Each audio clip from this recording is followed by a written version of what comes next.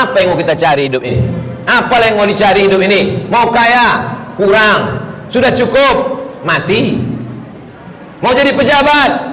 Pensiun. Datang KPK? Masuk penjara. Hidup ini yang mau kita cari adalah Allahumma inna nas'aluka salamatan fiddin wa afiatan fil jasad wa ziyadatan fil ilmi wa barakatan fil rizqi wa taubatan wa rahmatan wa maghfiratan. Allahumma hawwin alaina fi sakaratil. Habis. Qalu inna lillahi wa inna ilaihi raji'un. Ini kotak ini belum berisi juga. Ini kalau tak berisi dia lalu lalang terus. Mainkan. Nah, jadi yang pertama sifat orang yang bertakwa itu adalah alladzina yu'minuna bil ghaib. Boleh kita lanjutkan? Bisa kita teruskan?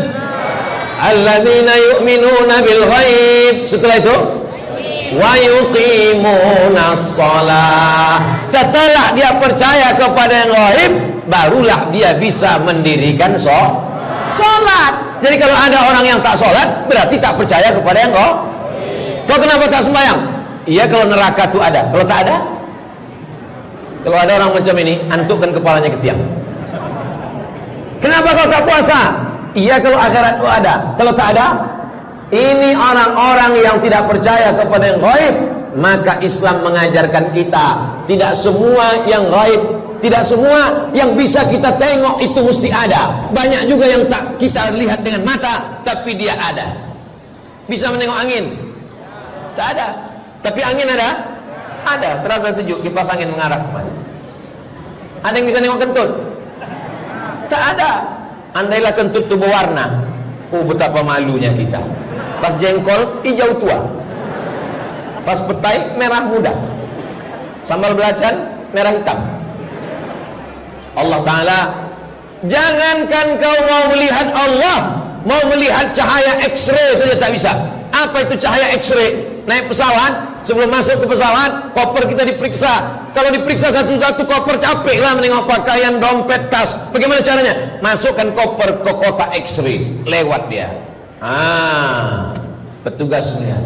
Apa itu? Kamu bawa narkoba ya? Enggak Pak, buka kopernya. Begitu dibuka, rupanya ikan asin. Bisa tahu dia apa yang ada. Pakai apa itu? Pakai cahaya X-ray. Tapi begitu kita buka kotak itu, nampak cahayanya? Tak ada, gelap aja. Kalau mau lihat cahaya X-ray saja tak ada. Bagaimana dengan Allah Subhanahu wa Ta'ala? Apakah kalau tak bisa dilihat berarti tidak ada? Ada. Wajah kita, anak-anak ustadz yang cantik-cantik, ada wajahnya? Ada. Ada wajahnya? Ada. Bisa menengok wajah? Bagaimana menengok wajah? Bagaimana kita mau menengok wajah kita? Kita menengok wajah kita melalui cermin kaca. Itu pun kaca tak jujur. Telinga kanan nampak di sebelah kiri. Kalau menengok mukamu saja kau tak bisa, apalagi menengok Allah Subhanahu wa Ta'ala. Betul?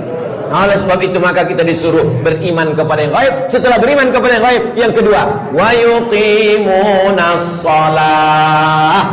Mudah-mudahan anak-anak ustaz rajin sholat istiqomah sampai mati. Sholat maghrib berjamaah, sholat isya berjamaah, sholat tarawih, sholat witir. Nanti pulang dari sini langsung tidur cepat. Yang tak bisa tidur cepat, makan roti. Oke, boleh juga. Setelah itu tidur. Habis tidur bangun jam 3 malam. Jam 2 Pak Ustaz, mantap. Saya kurang jam 2, jam 3. Oke. Jam 4 terlambat masa. Jam 3 bangun. Setelah bangun sholat sunat wudu. Jangan lupa sholat sunat wudu, sholat sunat taubat, sholat sunat hajat, sholat sunat tahajud. Sholat witir jangan lagi, karena tadi kita sudah sholat witir. Tak boleh witir 2 kali satu malam. Nanti malam tinggal sholat sunat wudu, sholat sunat taubat, sholat sunat hajat, sholat sunat tahajud. Banyak-banyak sholat. Besok subuh sholat sunat qabliyah subuh. Habis itu sholat subuh. Habis itu di Masjid Al-Falah sore pengajiannya 1 hari 4 kali sampai 5 kali. Setiap subuh ada pengajian. Betul? Yang bilang tak tahu berarti udah 3 kali subuh tak ikut pengajian. Padahal masjid ini full dengan pengajian. Datang subuh di sini, sholat subuh, habis sholat subuh menunggu matahari terbit, mendengar pengajian. Habis itu sholat sunat isyraq 2 rakaat. Tengok jamnya mantap. Imsak, subuh, zuhur, asar, maghrib, isya. Subuh, syuruk, sholat sunat isyraq 2 rakaat. Usolli sunnatul isyraq rakaataini lillahi ta'ala. Dapat pahala haji dan umrah. Hebatnya Masjid Al-Falah sore, TV-nya pula tipis-tipis, 2 biji pula, mahal. Walaupun TV-nya mahal, tapi jendelanya tidak pakai jeruji besi. Ini menunjukkan aman. Di tempat lain, jendela itu dilas macam penjara.